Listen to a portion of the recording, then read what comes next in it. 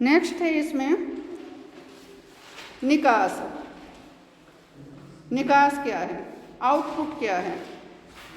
David stun का ये जो सिस्टम अप्रोच का मॉडल है, इसको इनपुट आउटपुट मॉडल भी कहा जाता है। इनपुट्स क्या हैं, मांगे क्या कैसी हो सकती हैं, समर्थन से संबंधित और कोई भी जो आवश्यकता है लोगों की उससे संबंधित, और उसके बाद ये जो डिमांड्स हैं, ये जो मांगे हैं, जब सिस्टम में जाएंगी तो फिर आउटपुट्स क्या होंगे। जब कोई भी डिमांड, समर्थन है लोगों का, समर्थन माने कि लोग करों का भुगतान कर रहे हैं, सरकार के हर कार्य के लिए सहयोग दे रहे हैं, नीति निर्माण जो सरकार करती है उसका पालन कर रहे हैं। तो समर्थन जो लोग दे रहे हैं, भौतिक भी, आर्थिक भी और शारीरिक भी। शारीरिक तो है ही नहीं कि कहीं प्रस्तुत होना है तो आप फिजिकली वहाँ प्रस्तुत हो, ये समर्थन है। और उसके बाद जो कोई भी मांग है, जो इनपुट्स हैं, वो पॉलिटिकल सिस्टम के अंदर जाएंगी।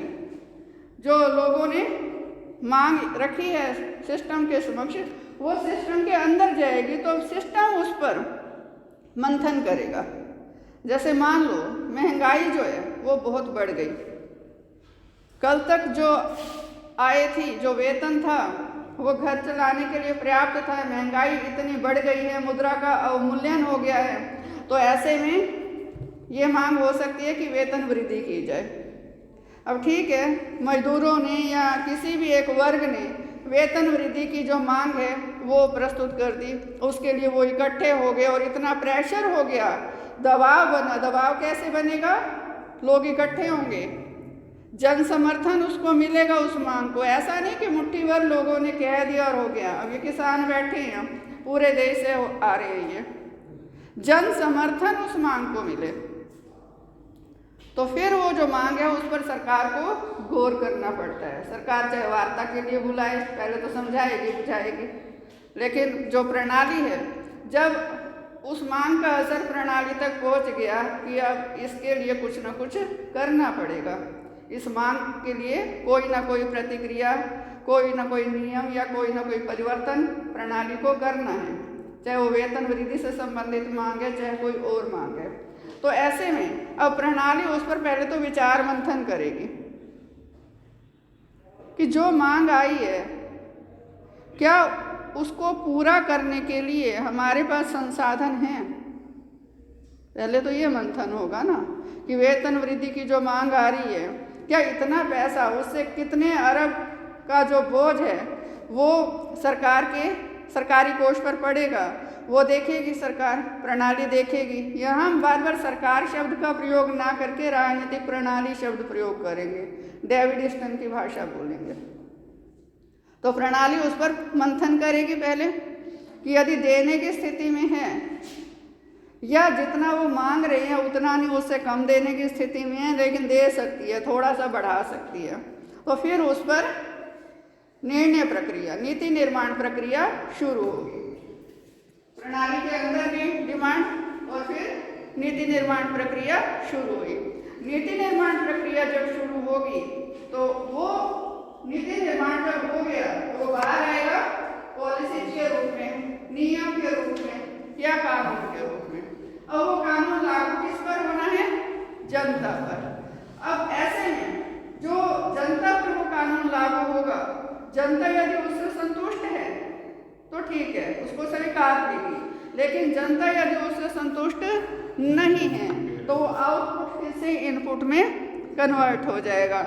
माने फिर से वो जो मांग है, जनता फिर से उस मांग को उठाएगी, फिर से जन समर्थन, जन समूह उमड़ेंगे और फिर से सिस्टम को उस पर विचार करना पड़ेगा।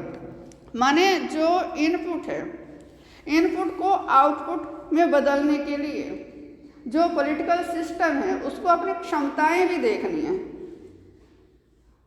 कि जो मांगा जा रहा है वो देने के लिए उसके पास है भी या नहीं है, और यदि है तो किस प्रकार से समान रूप से वो सबको दिया जा सकता है। ऐसा नहीं है कि एक वर्ग को दे दिया, ये भी विचार करना पड़ेगा कि कल कोई दूसरा वर्ग आ गया तो उसको भी देना पड़ेगा।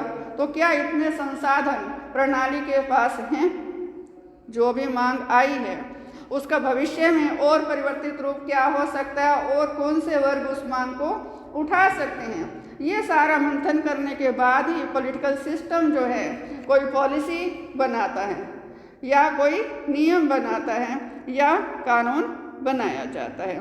तो ये जो नियम, कानून, पॉलिसीज ये सारी है, ये क्या है? निकास, आउटपुट्स। और ये आउटपुट्स क्यों आई? क्योंकि इनपुट गया था, इनपुट्स गई थी तो वो मशीन, ये जो मशीन है पॉलिटिकल सिस्टम, मशीन रूपी जो राजनीतिक प्रणाली है, उसमें इस पर मंथन हुआ, कार्य हुआ और फिर आउटपुट्स नियम कानून के रूप में बाहर आई और वो जनता पर लागू हुई। नेक्स्ट इसमें आ जाता है फीडबैक लूप। फीडबैक लूप व्यवस्था। ये जो फीडबैक लूप मैकेनिज्म है ये बहुत ज़रूरी है, क्योंकि पॉलिटिकल सिस्टम ने जो आउटपुट्स दी वो आउटपुट्स जनता तक जाएंगी इसी फीडबैक लूप के माध्यम से, जनता तक पहुंचाई जाएंगी वो कि आपके लिए कानून बना दिया गया है। इसमें संचार साधन जितने भी हैं, संचार माध्यम, मीडिया है, दूरदर्शन, न्यूज़पेपर, ये सारे भी आ जाएंगे इसमें। यह जो भी लोग डिमांड्स को प्रस्तुत करने में सबसे आगे थे, नेता लोग थे, वो भी इसमें अपनी भूमिका निभाएंगे। यह सरकार खुद अपने कानूनों की जानकारी जनता तक पहुंचाएगी कि हमने ये आपके लिए व्यवस्था कर दी है हमने ये व्यवस्था।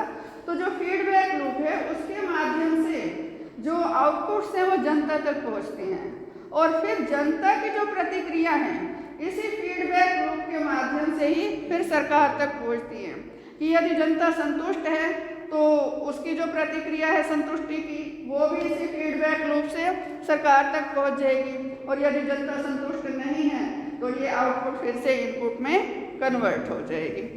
क्लियर है यहाँ तक? इसके बाद इसमें आ जाएगा खुली राजनीतिक प्रणाली।